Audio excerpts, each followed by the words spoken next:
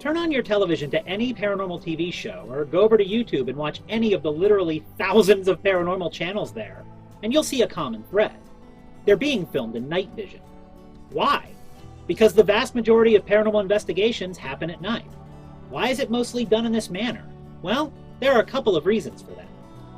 There are only two things about any of the thoughts I convey here that I know for sure.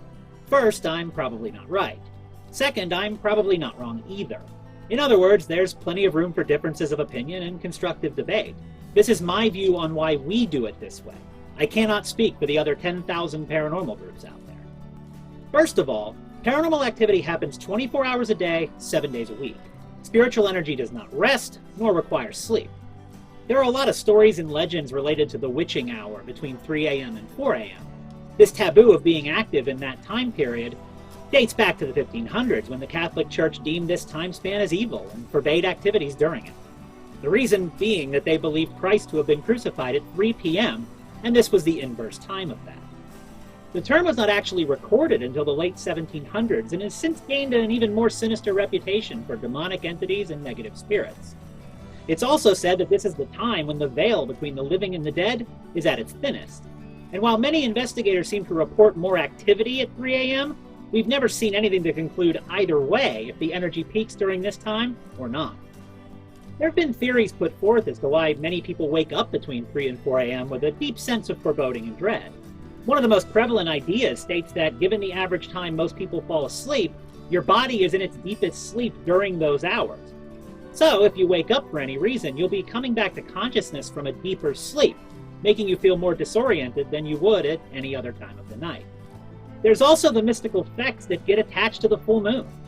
Along with many of the spiritual beliefs that go along with how a full moon affects the mind and body, there's a very real impact the full moon has on energy. Simply put, during a full moon, there's a lot more electromagnetic energy in the atmosphere than normal. In theory, this should elevate the level of spiritual activity in the same way as a thunderstorm does. In investigations, we often use EM pumps to fill the areas with this very same type of energy and try to elicit responses. The moon does this naturally every 29 and a half days. However, despite the effects of the witching hour or the energy from the full moon, that really isn't why you see most paranormal investigations happening at night. Is it because the nighttime is scarier than the day? Not a chance. A true paranormal investigator isn't doing what they're doing to get a scare. If you want a scare, try a haunted hayride or a funhouse. It's way easier and much less costly. I always maintain that investigating isn't that scary. Most of the time, nothing's happening at all.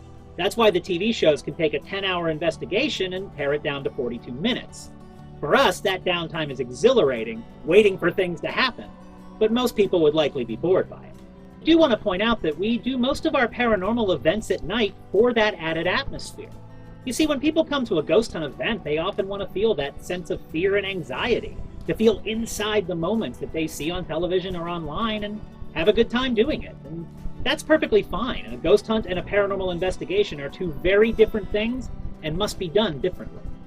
I'm not saying we don't get creeped out later when we look at the evidence. It can give you a chill when you see or hear something that was in the room with you that you weren't able to see or detect in the moment. But the overall experience itself isn't frightening. We're there doing a job and focused on our mission for that night. Even when something unexplained does happen, it's most of the time more fascinating than it is frightening.